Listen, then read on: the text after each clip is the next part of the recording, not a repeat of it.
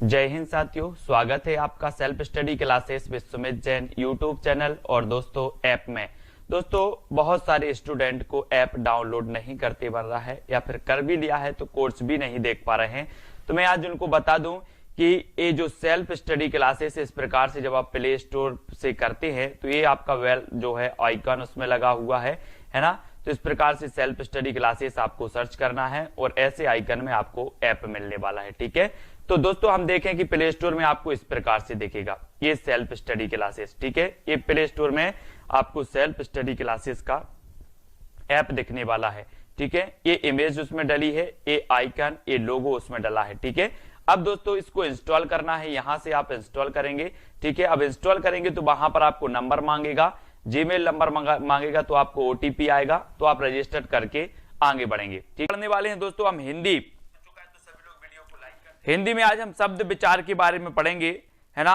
तो शब्द विचार के बारे में सभी लोग तैयार हैं पढ़ने के लिए। तो स्टार्ट करते हैं। उत्पत्ति की दृष्टि से शब्दों के भेद कितने होते हैं? उत्पत्ति की दृष्टि से शब्दों के भेद कितने होते हैं? संदीप जी, कल्पना जी, आरबाई, मायाराम। प्रश्न क्रमांक 1 में उत्पत्ति की दृष्टि से शब्दों के भेद कितने होते हैं? 4 आपको दिए हैं ऑप्शन, 1, 2, 3 या फिर 4। तो यहां पर हेमलता जी उत्तर हो जाएगा आपका 4। कितना हो जाएगा? 4। उत्पत्ति की दृष्टि से शब्दों के भेद होते हैं 4 और डी नंबर आपका बिल्कुल सही है। ठीक है, डी नंबर। फिर अगला क्वेश्चन है, रंग शब्द से क्रिया बनती है तो कौन सी क्रिया बनती है? रंग से कौन सी क्रिया बनेगी? रंग से क्रिया आपको बतानी है, कौन सी क्रिया बन जाएगी। यहां पर प्रश्न क्रमांक 2 में रंग से जो बनने वाली क्रिया है उस क्रिया का नाम क्या है वो आपको चयन करना है। चलिए तो फटाक से आप करें। रंग से बनने वाली क्रिया कौन सी है? और आपने बताया कि सर रंग से बनेगी कौन सी? रंगना। कौन सी बनेगी? रंगना। रंगना एक क्या है? क्रिया है। तो यहां पर 2 का आंसर हो जाएगा, रंग से बनेगी क्रिया बनानी है अपन को। संदीप जी, रंग से बनने वाली क्रिया होती है रंगना, है ना। और रंगना क्या है? क्रिया।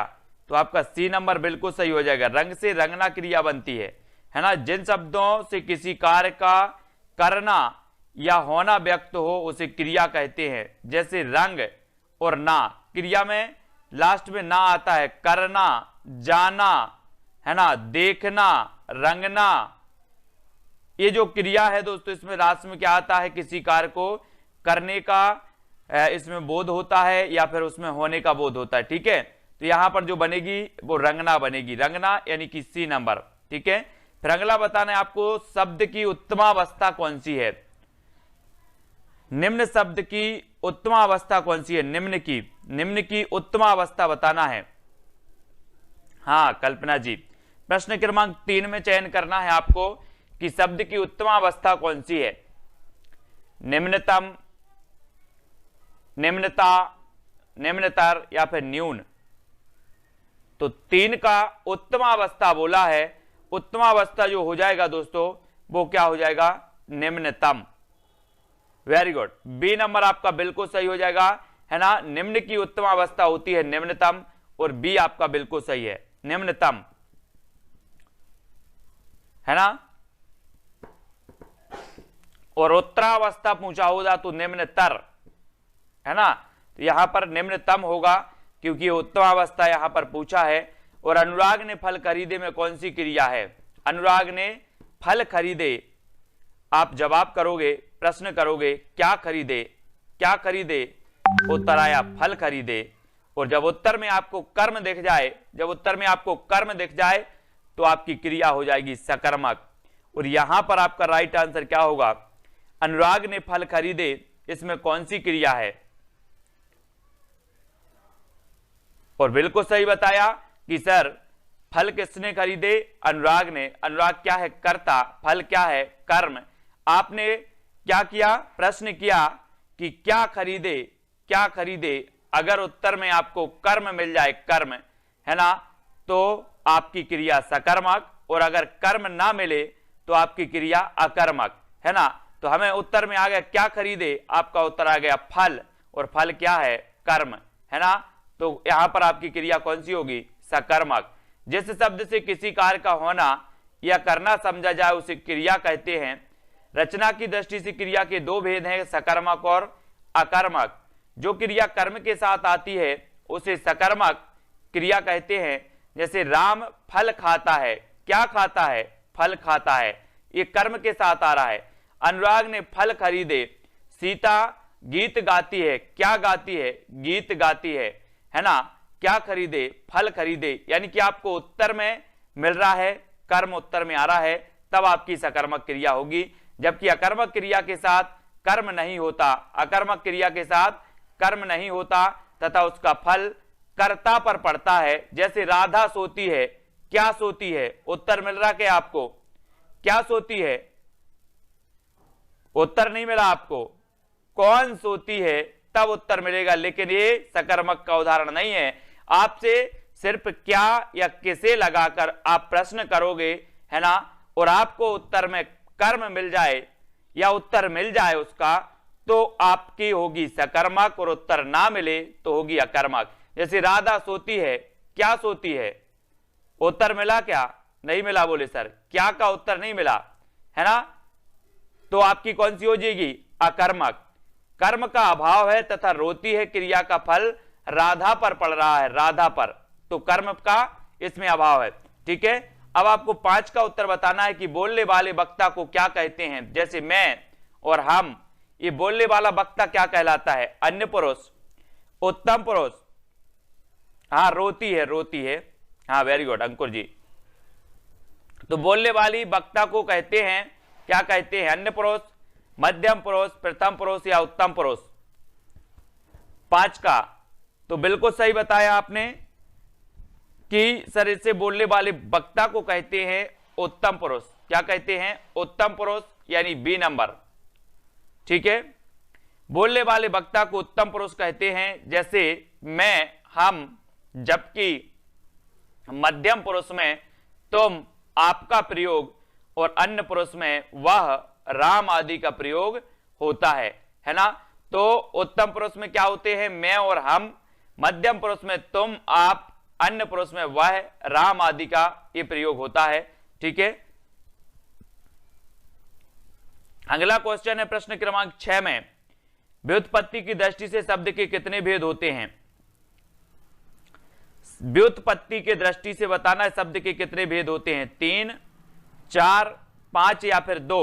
यानी कि प्रश्न क्रमांक 6 का चयन करना है, यहां पर व्युत्पत्ति की दृष्टि से बताना है। माला बैरागी जी, तो कितने होते हैं? 6 का बिल्कुल सही आंसर आया। कौन कौन से होते व्युत्पत्ति की दृष्टि से?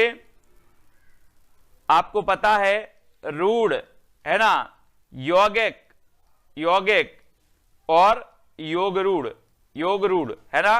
तो रूढ़, यौगिक और योग रूढ़, ये 3 प्रकार के होते हैं आपकी व्युत्पत्ति की दृष्टि से शब्द, यानी ये नंबर आपका बिल्कुल सही हो जाएगा।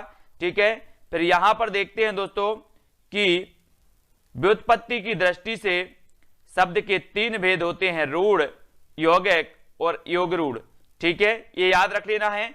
जिन शब्दों के खंडों का कोई अर्थ ना हो वे योग रूढ़, है ना। जैसे मैं लिखूं जल, जल लिख दूं और इसका अगर खंड करूं, जा अलग है, ला अलग है, लेकिन इसका क्या नहीं निकल रहा है? कोई अर्थ नहीं निकल रहा, तो ये क्या हो जाएगा? रूढ़। ये क्या है? रूढ़। जैसे मैंने लिखा पाठशाला, पाठशाला लिख दिया, तो अब यहां पर शाला अलग कर दिया और पाठ अलग कर दिया, तो पाठ का अर्थ तो अपना निकल गया। बोले सर अध्याय है, ये तो पाठ है ना। शाला का विद्यालय है, यानी कि दोनों का अर्थ निकल रहा है, तो वो क्या है? योग रूढ़, है, यौगिक। ये क्या है? यौगिक, है ना।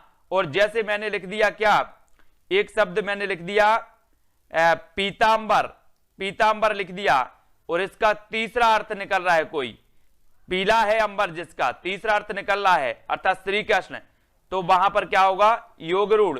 बहुब्रीहि वचन के जितने, बहुब्रीहि समाज के जितने भी उदाहरण होते हैं वो क्या होते हैं? योग रूढ़ होते हैं। बहुब्रीहि समाज के उदाहरण योग रूढ़ शब्द होते हैं। ठीक है, यौगिक और रूढ़ तो आपको समझ में आ गया। फिर अगला आपको बताना है कि इनमें कौन सा शब्द समूहवाचक नहीं है? लोग, गण, वर्ग या फिर घर, यानी कि 7 का उत्तर बताना है हमें। इनमें से कौन सा शब्द समूहवाचक नहीं है? ये जो व्युत्पत्ति के आधार पर शब्द के 3 प्रकार हैं दोस्तों, इनमें हमें देखा जाता है कि आप शब्द को दो खंड में बनाइए, अगर इनके सार्थक अर्थ निकलते हैं, है ना, इनके सार्थक अर्थ निकलते हैं तो ये दोस्तों क्या हो जाएंगे, यौगिक, नहीं निकलते हैं तो रूढ़।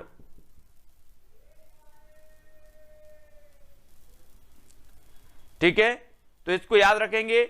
इनमें से कौन सा शब्द समूहवाचक नहीं है, तो समूहवाचक नहीं है घर। कौन सा नहीं है, घर। घर समूहवाचक नहीं है, डी नंबर बिल्कुल सही है। जो संज्ञा शब्द किसी समुदाय या समूह का बोध कराते हैं उन्हें समूहवाचक शब्द कहते हैं, इनमें से घर शब्द समूहवाचक नहीं है, अतः यह उत्तर डी उपयुक्त है। ठीक है, फिर अगला क्वेश्चन आपको बताना है कि जो शब्द विशेषण अथवा क्रिया विशेषण की विशेषता बतलाए उसे क्या कहते हैं। 8 का आंसर 8। जो शब्द विशेषण और क्रिया विशेषण की भी विशेषता बता रहा है, क्रिया की विशेषता बताने वाले क्रिया विशेषण और क्रिया और दोस्तों विशेषण की अथवा क्रिया विशेषण की विशेषता जो बतलाएं वो क्या कहलाते हैं। अपन बोलते ना कि क्रिया की विशेषता बताते विशेषण, है ना, और विशेषण और क्रिया विशेषण इन दोनों की विशेषता अगर बतलाए तो वो क्या कहलाएंगे, प्रविशेषण। प्रविशेषण यानी बी नंबर। जो शब्द विशेषण अथवा क्रिया विशेषण की विशेषता बताते हैं उन्हें प्रविशेषण कहते हैं, है ना, प्रविशेषण।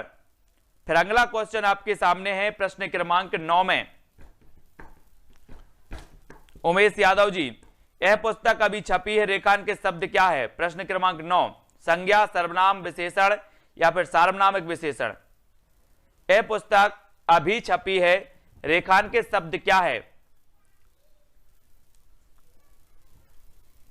तब यहां पर आपका बिल्कुल सही आंसर हो जाएगा, कौन सा हो जाएगा, डी नंबर, सार्वनामिक विशेषण। कौन सा हो जाएगा, सार्वनामिक विशेषण, डी आपका सही हो जाएगा।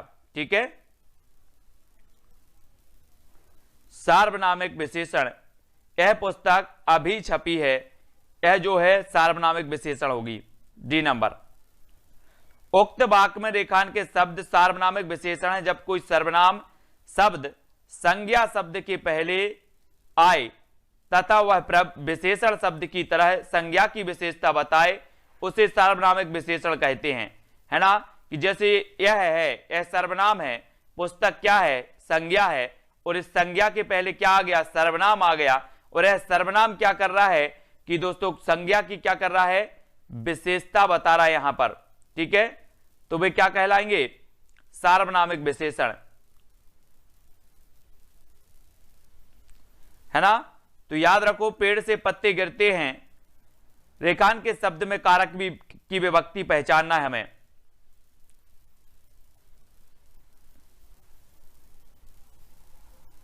पेड़ से पत्ते गिरते हैं, और आपने पढ़ा होगा कि संप्रदान मतलब होता है क्या, अलग होना, है ना। और पेड़ से पत्ते गिरते हैं तो रेखांकित शब्द में जो कारक हो जाएगा, कारक वो कौन सा हो जाएगा, प्रश्न क्रमांक 10 में उत्तर आया है क्या, अपादान। कोई संप्रदान क्या होता है, वेरी गुड आंसर, अपादान, है ना। तो पेड़ से पत्ते गिरते हैं और इसका उत्तर होगा क्या, अपादान।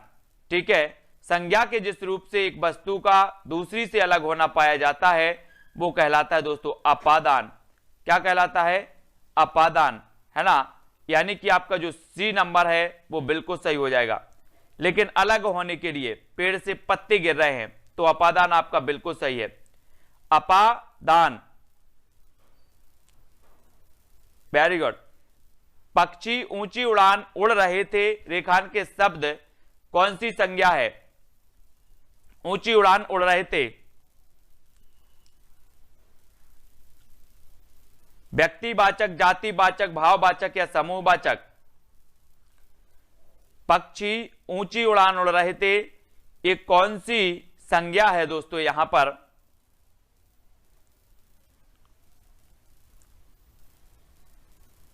बोले सर व्यक्तिवाचक तो है ही नहीं।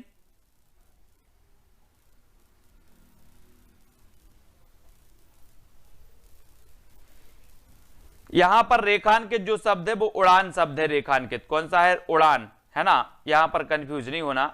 अपादान से जुदाई होता है, वेरी गुड, अपादान से जुदाई होता है, अपदान से। और उड़ान ये है, उड़ान ये रेखांकित है, और उड़ान में हमें बताना था, तो उड़ान में भाववाचक है। कौन सी है? भाववाचक, है ना, भाववाचक। उड़ान शब्द भाववाचक संज्ञा है। भाववाचक संज्ञा जिस संज्ञा शब्द से पदार्थों की अवस्था, गुण, दोष, धर्म आदि का बोध होता है उसे भाववाचक संज्ञा कहते हैं, है ना। भाववाचक संज्ञा गुण, दोष, धर्म, अवस्था इनका बोध होता है तो भाववाचक। तो यहां पर उड़ान शब्द का बताना था हमें कि उड़ान में कौन सी संज्ञा है। ठीक है, तो भाववाचक संज्ञा, सी नंबर। अगला देख लेते हैं दोस्तों। अगला जो अपना प्रश्न है वो है कि जिन शब्दों के सार्थक खंड ना हो सकें और जो अन्य शब्दों के मेल से ना बने हों उन्हें क्या कहते हैं?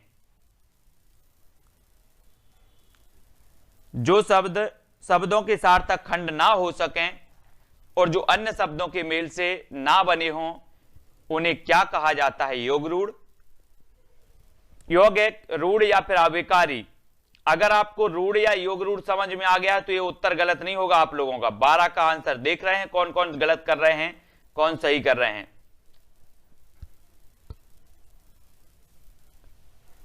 तो विकास जी, प्रश्न क्रमांक 12 में जीएस की क्लास होती है अभी 4 बजे।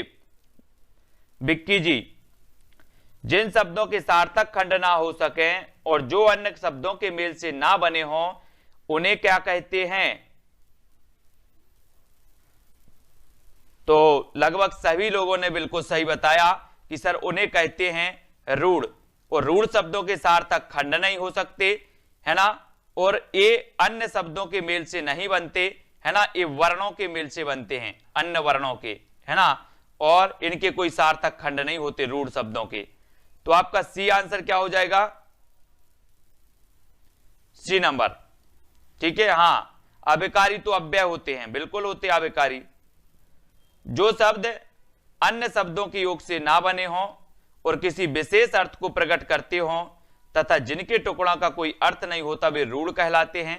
जो शब्द कई सार्थक शब्दों के मेल से बने हैं वे कहलाते यौगिक, है ना, और वे शब्द जो यौगिक होते हैं किंतु सामान्य अर्थ को ना प्रकट कर किसी विशेष अर्थ को प्रकट करते हैं योग रूढ़ कहलाते हैं। जिन शब्दों को रूप में कभी कोई परिवर्तन नहीं होता उन्हें अविकारी शब्द कहते हैं, ये भी आपको पता है। ठीक है, और अविकारी क्या होते हैं? अव्यय, अव्यय होते हैं, इनमें विकार नहीं होता। ठीक है, वर्णों के सार्थक समूह को क्या कहते हैं? वर्णों के सार्थक समूह को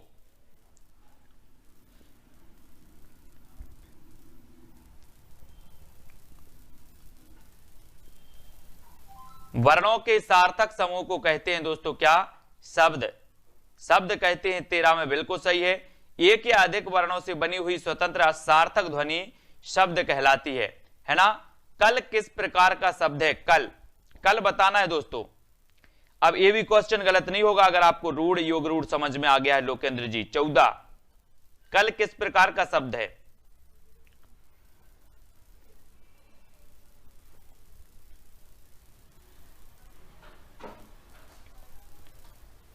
और आपने बिल्कुल सही बताया है कि सर कल की अगर बात कर रहे हो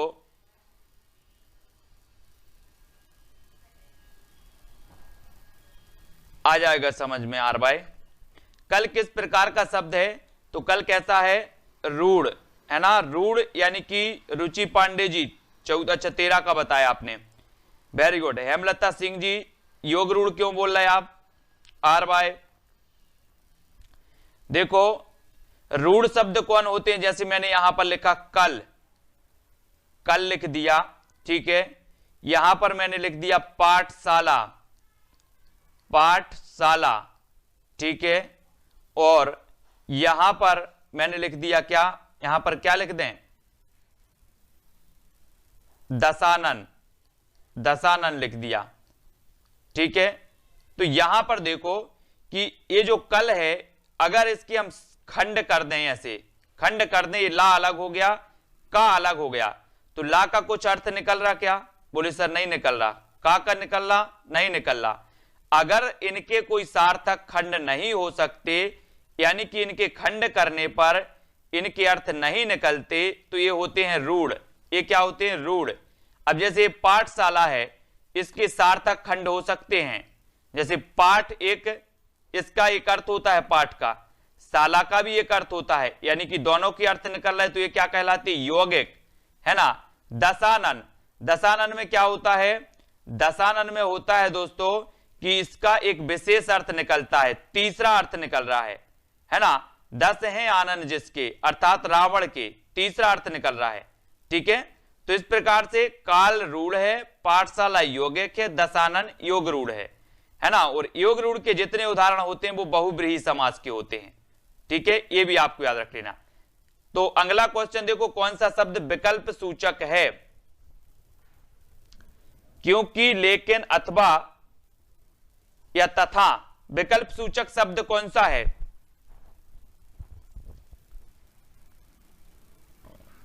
पंद्रह का आंसर।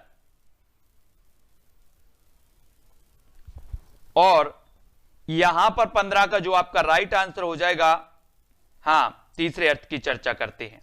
उत्तर हो जाएगा क्या? कौन सा शब्द विकल्प सूचक है? तो विकल्प सूचक जो हो जाएगा वो क्या होगा? अथवा, है ना। हम पहले बोलते थे ना, अपने जब पेपर देने जाते थे कि विज्ञान के चमत्कार निबंध लिखो अथवा गाय का निबंध लिखो, तो इनमें से या तो विज्ञान का लिख लो या फिर गाय का लिख लो, यानी कि ये क्या हो जाएगा? विकल्प सूचक हो जाएगा। कौन? अथवा। तो डी नंबर आपका बिल्कुल सही है। वे शब्द जो वाक्यांशों अथवा वाक्यों में विकल्प प्रकट कर देते हैं उन्हें क्या कहते हैं दोस्तों? विकल्प सूचक कहते हैं। ठीक है, अगला देखो, से विभक्ति है। से विभक्ति काय की विभक्ति है? से, यहां पर से विभक्ति बतानी है किसकी है? अधिकरण कारक की, अपादान कारक की, कर्म कारक की, या उपयुक्त में से किसी की नहीं। से विभक्ति किसकी मानी जाती है? और राइट आंसर आपका हो जाएगा, बोले सर से की बात करते हो, तो अभी तो पढ़ा था कि वृक्ष से पत्ते गिरते हैं, है ना। और ये विभक्ति चिन्ह जो होता है से वाला, ये होता है अपादान, अपादान कारक का, यानी बी नंबर। ठीक है, अपादान कारक वह कारक है जो एक वस्तु का दूसरी वस्तु के साथ अलग होना बताता है, अपादान, है ना। अपादान, ये याद रख लेना। ठीक है, अलग होना बताता है अपादान। और यहां आया है दान। और दान हम क्या करते? जब कोई चीज हम दान कर देते हैं, कोई चीज दान कर देते हैं, जैसे मैंने ये पुस्तक दान कर दी, तो ये हमसे क्या हो जाएगी? अलग हो जाएगी, दूसरी जगह पहुंच जाएगी। तो ये क्या हो गया? ये अपादान तत्पुरुष हो गया। ठीक है, अपादान। तो उत्पत्ति के आधार पर शब्द के कितने भेद हैं? 1, 2, 5 या 3? वृक्ष से पत्ते गिरते हैं, अपन ने पढ़ा था ना, से। उत्पत्ति के आधार पर शब्द के कितने भेद हैं? उत्पत्ति, उत्पत्ति हो रही दोस्तों। व्युत्पत्ति के आधार पर हमने 3 देखे, है ना, रूढ़, योग रूढ़ और यौगिक, ये 3 देख लिए। अब हमें उत्पत्ति के आधार पर देखना है। तो उत्पत्ति के आधार पर होते हैं दोस्तों 5 प्रकार के, 5 प्रकार के होते उत्पत्ति के आधार पर। कौन कौन से होते हैं? कौन कौन से होते हैं? ये देखो, सबसे पहला तो तत्सम,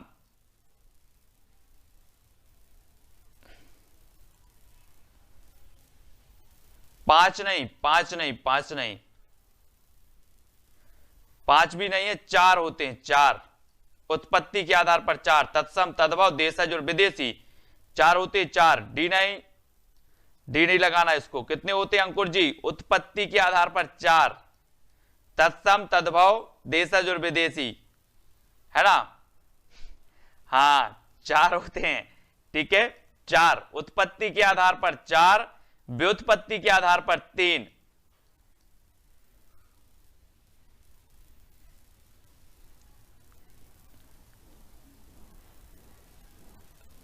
सोलह का क्या?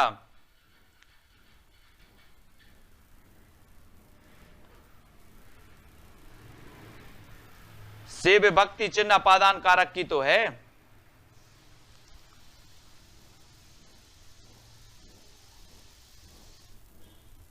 नहीं नहीं, यहां पर संस्कार नहीं, यहां पर यही भी होते हैं, वो संकर नहीं होते, वो नहीं, ये 4 ही होते हैं, तत्सम तद्भव मूल रूप से देशज और विदेशी ये होते हैं। ठीक है, 4 नंबर। अब यहां पर देखो कि शिक्षा खालिस्तान मनुष्य को ऊपर उठाती है, इस वाक्य में उचित निपात को रिक्त स्थान में भरिए। मूल रूप से 4 ही होते हैं। ठीक है, शिक्षा खालिस्तान मनुष्य को ऊपर उठाती है, इस वाक्य में उचित निपात को स्थान में भरिए।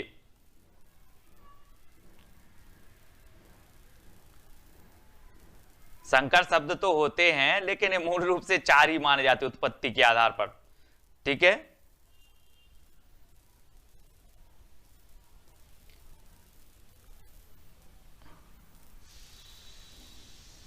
विभक्ति पूछा, विभक्ति से विभक्ति चिन्ह, जुदाई नहीं, से विभक्ति भी अपादान से, करण से भी आता है, अपादान से भी आता है।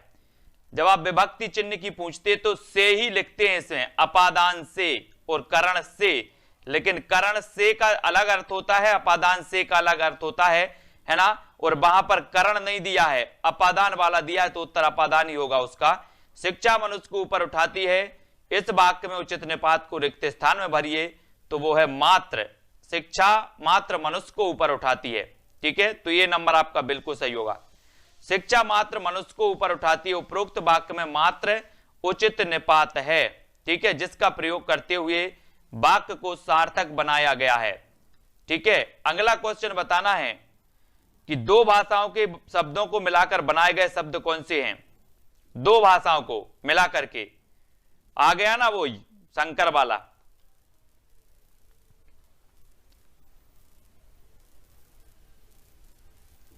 तो 19 का जो आंसर होगा कि 2 भिन्न भाषाओं के शब्दों को मिलाकर बनाए हुए जो शब्द हैं वो संकर हैं। कौन से हैं?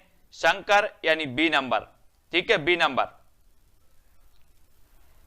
वर्ण संकर शब्द ऐसे होते हैं जो पूर्णतः किसी एक भाषा के बोली ना होकर 2 भाषाओं के शब्दों के मेल में निर्मित होते हैं, जैसे हिंदी फारसी के हो गए, चमकदार, मोमबत्ती, इस प्रकार से, है ना। तो ये संकर शब्द होते हैं कुछ जो विभिन्न भाषाओं से मिलकर के बनते हैं। ठीक है, यहां पर बताना है कि सीम ने कल खालिस्तान काम नहीं किया, इस वाक्य के लिए सही निपात का चयन करना है। ये निपात कहलाता है, निपात। तो कौन सा हो जाएगा?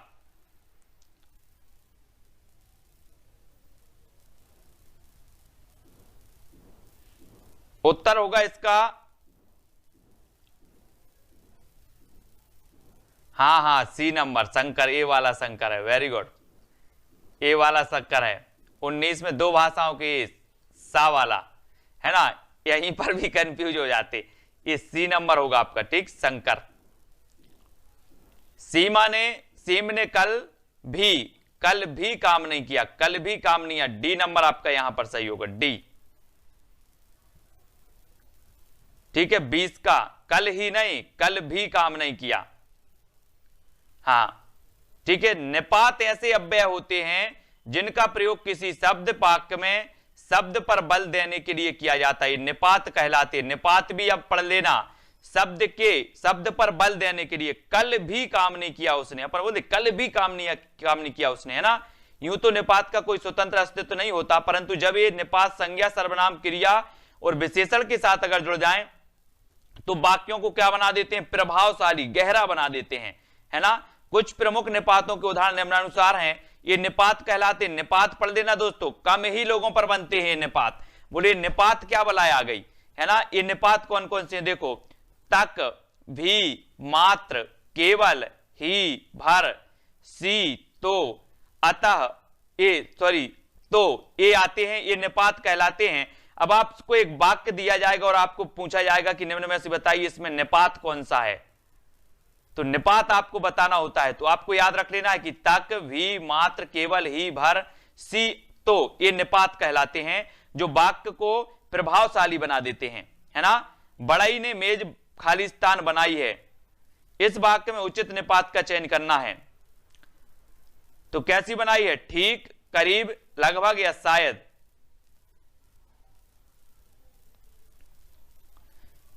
तो 21 में आपका हो जाएगा कि बड़ई ने मेज ठीक बनाई है, ठीक, ठीक है ईश्वरी, ठीक, ए नंबर, ठीक बनाई है, ए नंबर सही होगा। ठीक है, निपात वह अव्यय होते हैं जिनका कोई पृथक अस्तित्व नहीं होता, परंतु इनका प्रयोग किसी शब्द पर बल देने के लिए किया जाता है। ठीक है, तो इनको हमें याद रखना है। फिर देख लेते हैं और भी महत्वपूर्ण है जो, सरस्वती विद्यालय 12वीं कक्षा खाली स्थान है, इस वाक्य में उचित निपात लगाना है। सरस्वती विद्यालय 12वीं कक्षा नहीं है, तक है, भोपाल है या फिर मैं है।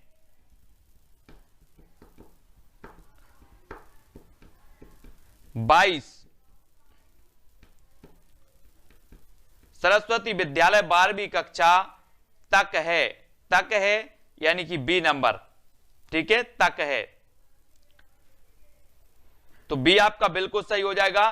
फिर यहां पर देखो क्या बात कर रहे हो, मैंने तो सुना खाली स्थान नहीं, इस वाक्य में रिक्त स्थान पर निपात भरना है। मैंने तो सुना ही नहीं, मैंने तो सुना तो नहीं, मैंने सुना सा भी नहीं, मैंने सुना भी नहीं, क्या लगाओगे आप? सुना भी नहीं कि सुना ही नहीं, कौन सा निपात आएगा? दो में कंफ्यूज है।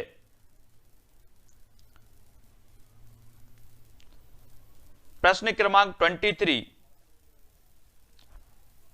और 23 का आपका सही होगा कि मैंने तो सुना ही नहीं, सुना ही नहीं। हम बोलते ना कि पता नहीं आपने क्या बोला था, मैंने तो सुना ही नहीं, तो डी आपका बिल्कुल सही होगा, है ना। वर्णों से निर्मित स्वतंत्र एवं सार्थक ध्वनि खालिस्तान कहलाती है। क्या कहलाती है? वर्णों से निर्मित स्वतंत्र एवं सार्थक ध्वनि क्या कहलाती है? 24 का आंसर बताना है। और अनुपम जी, संगीता जी, उत्तर आपका सही होगा। बोले सर वर्णों से निर्मित स्वतंत्र तथा सार्थक ध्वनि कहलाती है क्या? शब्द कहलाती है, शब्द, शब्द यानी बी नंबर। ठीक है, बी आपका बिल्कुल सही होगा। नीचे दिए गए वाक्य में प्रयुक्त निपात शब्द को बताइए। मेरे तो गिरधर गोपाल, दूसरा ना कोई। इसमें हमें चयन करना है कि इसमें निपात बताना है। ऐसे क्वेश्चन पूछे जाते हैं दोस्तों, इसमें निपात बताना है आपको। क्या होगा निपात? निम्न नीचे दिए गए वाक्य में प्रयुक्त निपात शब्द को बताइए। अब आप लोग निपात समझ गए होंगे कि निपात क्या कहलाते हैं, है ना। तो मेरे तो गिरधर नागर, दूसरा ना कोई, इसमें निपात कौन सा होगा? 25। संदीप जी बिल्कुल सही, मतलब आप लोग निपात समझ गए हैं क्या होते निपात, है ना। जो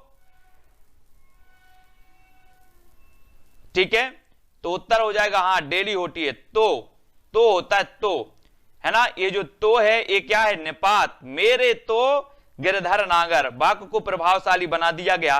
मुझे नहीं लगता कि अब कभी निपात आए और आप गलत करके आओगे, नहीं हो सकता गलत।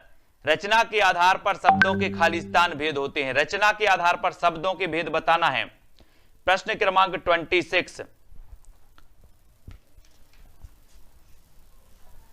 रचना के आधार पर शब्दों के भेद होते हैं तो कितने होते हैं? और 26 में हमें चयन करना है। और आपका बिल्कुल सही आंसर क्या होगा?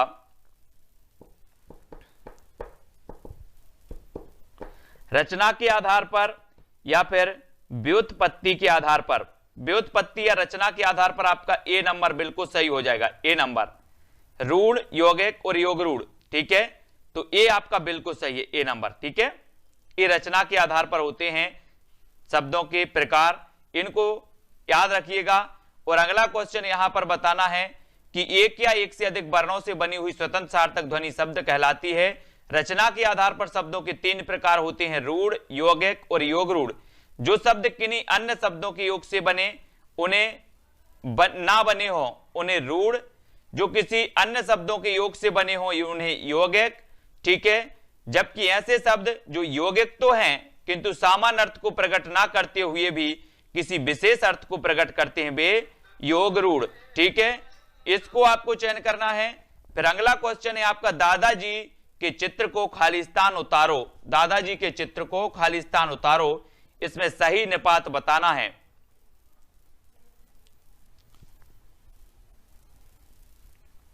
कल तो थी क्लास, तो दादाजी के चित्र को खालिस्तान, आपको चयन करना है यहां पर कि दादाजी के चित्र को खालिस्तान उधारो, इस वाक्य में सही निपात का चयन करना है साथियों। और 27 में हमें उत्तर बताना है कि मत उतारो, यानी कि ए नंबर आपका बिल्कुल सही होगा। दादाजी के चित्र को मत उतारो और इसमें निपात हो जाएगा आ नंबर, ठीक है, आ नंबर। और सार्थक शब्दों के वर्गीकरण के आधार के खालिस्तान आधार हैं, तो चयन करो जल्दी से, कितने आधार हैं? सार्थक शब्दों के वर्गीकरण के खालिस्तान आधार हैं, तो कितने हैं? 2, 5, 3 या फिर 1। सार्थक शब्दों के वर्गीकरण के दोस्तों कितने आधार होते हैं? 5 आधार होते हैं, है ना, 5। डी नंबर, किसी निश्चित अर्थ का बोध कराने वाले शब्दों को सार्थक शब्द कहा जाता है, जैसे आना, घर, नीचे, मोहन, ऊपर आदि, ये क्या है? सार्थक शब्द हैं। सार्थक शब्दों के वर्गीकरण के 5 आधार हैं, उत्पत्ति के आधार पर, रचना के आधार पर, अर्थ के आधार पर, है ना, उत्पत्ति के आधार पर शब्द, है ना, अर्थ के आधार पर, प्रयोग के आधार पर, विकार के आधार पर, है ना। तो इस प्रकार से 5 माने जाते हैं। अब देशज शब्द बताना है आपको। देशज शब्द कौन सा है? लोटा, कैंची, ऑलपिन या फिर नीलाम। देशज शब्द का चयन करें सभी लोग।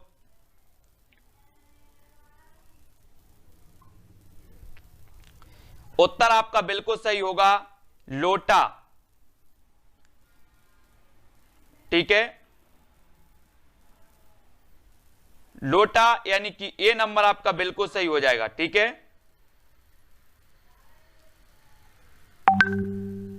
लोटा आपका सही है, ये देशज शब्द है, ये आपका बिल्कुल सही है, ठीक है। जो शब्द क्षेत्रीय प्रभाव के कारण परिस्थिति व आवश्यकता अनुसार प्रचलित हो गए हैं वे देशज शब्द कहलाते हैं, जैसे पगड़ी, गाड़ी, थैला, पेट, खटखटाना, लोटा। अतः उत्तर अपूर्णतः क्या है? उपयुक्त है, ठीक है। अब आपको चयन करना है कि बस खालिस्तान यहां से मिलेगी। कहां से मिलेगी? बस क्या यहां से मिलेगी? बस क्यों यहां से मिलेगी? बस कहां? यहां से मिलेगी। क्या उत्तर होगा इसका सही? बस क्या यहां से मिलेगी?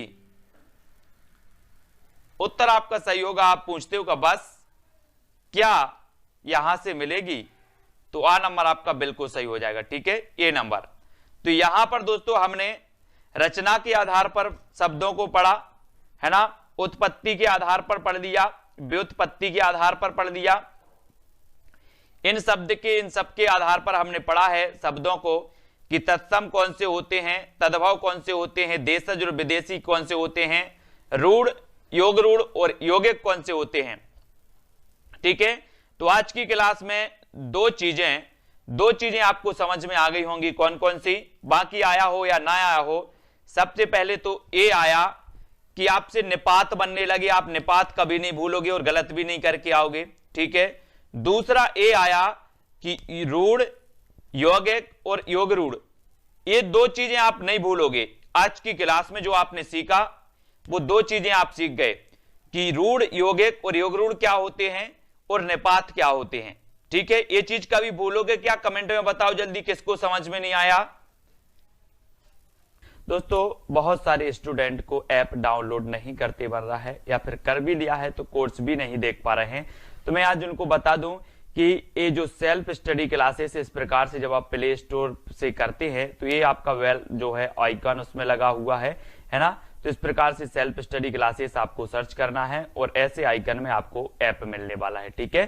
तो दोस्तों हम देखें कि प्ले स्टोर में आपको इस प्रकार से दिखेगा ये सेल्फ स्टडी क्लासेस, ठीक है। ये प्ले स्टोर में आपको सेल्फ स्टडी क्लासेस का ऐप दिखने वाला है, ठीक है। ये इमेज उसमें डली है, ये आइकन, ये लोगो उसमें डला है, ठीक है। अब दोस्तों इसको इंस्टॉल करना है, यहां से आप इंस्टॉल करेंगे, ठीक है। अब इंस्टॉल करेंगे तो वहां पर आपको नंबर मांगेगा, जीमेल नंबर मांगेगा, तो आपको ओटीपी आएगा, तो आप रजिस्टर करके आगे बढ़ेंगे, ठीक।